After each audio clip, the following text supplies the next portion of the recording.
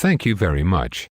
We now want to look at your relations with SIS and the other, with the military. Is that your understanding as well? Why was it and what were you able to do to meet their requirement? I'm not sure I recognize a statement as stark as that, but what is certainly true is that we had over the early months of events of Iraq to learn how to serve.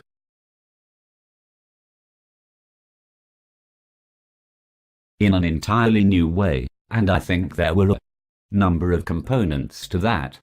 The first, which I alluded to earlier gently, was, this isn't a criticism of anybody, you can only provide the sort of support that they want if there is the sort of relationship that will support that support. So they need to tell the SIGINT analysts exactly what they are doing and exactly why they want the information, so the SIGINT analysts can give them what they need.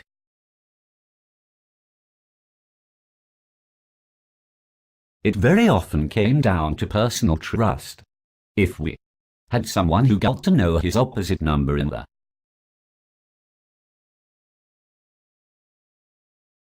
unit, got to trust him, information would flow.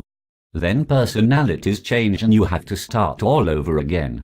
So there is certainly an issue of personal trust involved in that. You obviously don't want it just to be an issue of personal trust.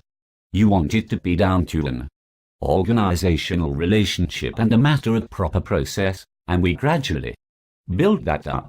Our people also had to learn how to produce the intelligence at the speed at which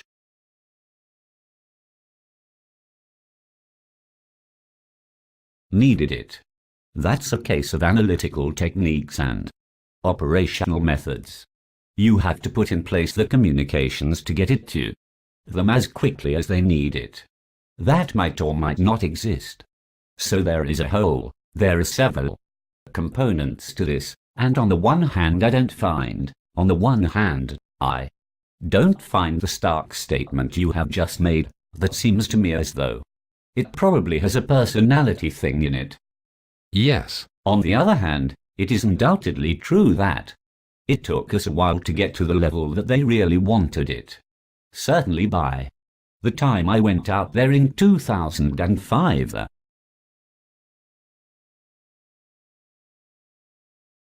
were enormously enthusiastic about the support we were giving them.